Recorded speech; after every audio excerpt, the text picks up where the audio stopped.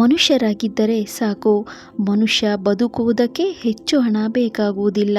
ಬೇರೆಯವರನ್ನು ನೋಡಿ ಅವರಂತೆ ಬದುಕಲು ಮನುಷ್ಯನಿಗೆ ಎಷ್ಟು ಹಣವಿದ್ದರೂ ಸಾಲುವುದಿಲ್ಲ. ನಿರಾಸೆಯ ಬದುಕು ಎಂದು ಕೊರಗಬಾರದು. ಎಲ್ಲ ಕಷ್ಟಗಳು ನಮಗೇ ಬರುತ್ತಿವೆ ಎಂದು ಭಾವಿಸಬಾರದು. ಹಾಗೆಯೇ ಎಲ್ಲರಿಗಿಂತ ನಾವೇ ಉತ್ತಮರು ಎಂದು ಯಾವತ್ತೂ ಬೀಗಬಾರದು. ಯಾಕೆಂದರೆ ನಮಗಿಂತಲೂ ಹೆಚ್ಚು ಕಷ್ಟದಲ್ಲಿರುವವರು ಇದ್ದಾರೆ, ಹಾಗೆ ನಮಗಿಂತಲೂ ಉತ್ತಮರೂ ಇದ್ದಾರೆ. ನೀವು ಎಷ್ಟೇ ಸಿರಿವಂತರಾಗಿರಬಹುದು, ಮೊದಲು ನಿಮ್ಮ ಮಕ್ಕಳಿಗೆ ಬಡತನದ ಪಾಠವನ್ನು ಹೇಳಿಕೊಡಿ. ಬಡತನದಿಂದ ಕಲಿತ ಪಾಠವೇ ನಿಮ್ಮ ಮಕ್ಕಳ ಭವಿಷ್ಯದ ಭವ್ಯ ಬುನಾದಿಯಾಗಿರುತ್ತದೆ. ಬೇರೊಬ್ಬರ ಮನಸ್ಸಿನಲ್ಲಿ ಏನಿದೆ ಎಂದು ತಿಳಿಯಬೇಕಾದರೆ ಅವರ ಮಾತುಗಳನ್ನು ಕೇಳಿಸಿಕೊಳ್ಳಿ. ಬೇರೆಯವರ ಹೃದಯದಲ್ಲಿ ಏನಿದೆ ಎಂದು ಅರಿಯಲು ಅವರ ಕೃತ್ಯಗಳನ್ನು ಗಮನಿಸಿ.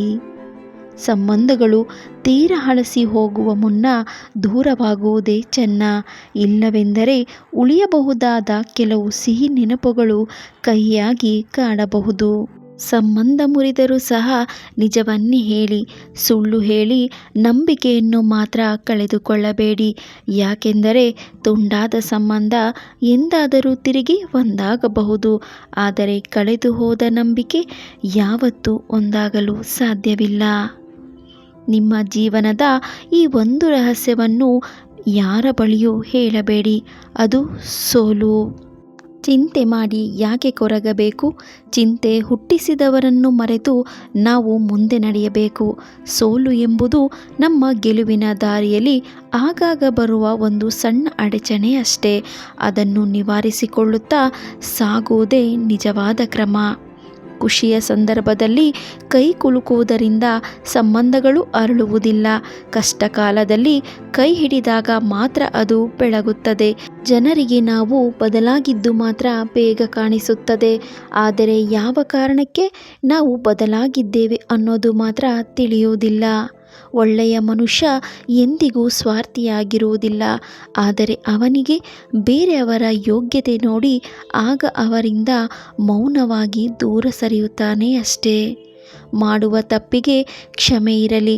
ಪ್ರತಿ ಬಾರಿಯೂ ತಪ್ಪು ತಪ್ಪಾಗಿರುವುದಿಲ್ಲ, ಮೋಸವೂ ಆಗಿರಬಹುದು. ಪ್ರತಿ ಬಾರಿಯೂ ಕ್ಷಮಿಸುವ ಬದಲು ಪದೇ ಪದೇ ಆಗುವ ತಪ್ಪುಗಳ ಬಗ್ಗೆ ಗಮನವಿರಲಿ. ಆಕಸ್ಮಿಕವಾಗಿ ತಪ್ಪಾದಲ್ಲಿ ಕ್ಷಮಿಸಿ. ಪ್ರೇರಿತವಾಗಿ ತಪ್ಪಿದ್ದಲ್ಲಿ ಯೋಚನೆ ಮಾಡಿ ನಿರ್ಧಾರ ತೆಗೆದುಕೊಳ್ಳಿ.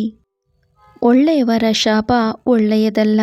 ಎಚ್ಚರಿಕೆ: ಕೆಟ್ಟವರು ಕೆಟ್ಟದ್ದು ಮಾಡೋಕೆ ಶುರು ಮಾಡಿದರೆ ಕೆಟ್ಟದಾಗಬಹುದು ಅಷ್ಟೇ, ಆದರೆ ಒಳ್ಳೆಯವರು ಕೆಟ್ಟದ್ದನ್ನು ಮಾಡೋಕೆ ಶುರು ಮಾಡಿದರೆ ಅದು ಭಯಾನಕವಾಗಿರುತ್ತದೆ. ಒಳ್ಳೆಯವರಿಗಾದ ಮೋಸಕ್ಕೆ ಭಗವಂತನೇ ಉತ್ತರ ಕೊಡುತ್ತಾನೆ. ಕಾದು ನೋಡಿ. ಒಳ್ಳೆಯವರು ಯಾವತ್ತೂ ಸೋಲಲ್ಲ, ಕೆಟ್ಟವರು ಯಾವತ್ತೂ ಉದ್ಧಾರ ಆಗೋದಿಲ್ಲ. ನಮ್ಮವರು ಎಂದು ನಮ್ಮ ಜೊತೆಗಿದ್ದು ಮೋಸ ಮಾಡುವ ಕೆಟ್ಟ ಜನರ ನಡುವೆ ನಾವು ಅತಿಯಾಗಿ ನಂಬಬೇಕಾಗಿರುವುದು ಆ ಭಗವಂತನನ್ನು ಮಾತ್ರ. ಯಾಕೆಂದರೆ ನಮ್ಮನ್ನು ಪರೀಕ್ಷೆ ಮಾಡುವವನು ಅವನೇ, ನಂತರ ಕಾಯುವವನು ಅವನೇ. ಈ ಜಗತ್ತಿನಲ್ಲಿ ಕೆಟ್ಟ ಜನಗಳ ಮುಖವಾಡಗಳನ್ನು ತೋರಿಸುವವನು ಅವನೇ.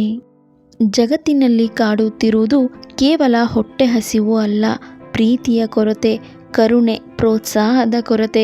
ಪ್ರತಿಯೊಬ್ಬರೂ ಜಗತ್ತನ್ನೇ ಬದಲಾಯಿಸಬಹುದು ಅಂತ ಕಾಯುತ್ತಾ ಇರುತ್ತಾರೆ, ಆದರೆ ತನ್ನನ್ನು ಮಾತ್ರ ಬದಲಾಯಿಸಿಕೊಳ್ಳುವುದಿಲ್ಲ. 4 ಜನರಿಗೆ ಸಹಾಯ ಮಾಡುವ ಗುಣ ನಿನ್ನಲ್ಲಿದ್ದರೆ ನೀನು ಯಾವ ದೇವಾಲಯಕ್ಕೂ ಹೋಗುವ ಅವಶ್ಯಕತೆ ಇಲ್ಲ. ಆ ದೇವರೇ ನಿನ್ನನ್ನು ಹುಡುಕುತ್ತಾ ಮನೆಗೆ ಬರುತ್ತಾನೆ.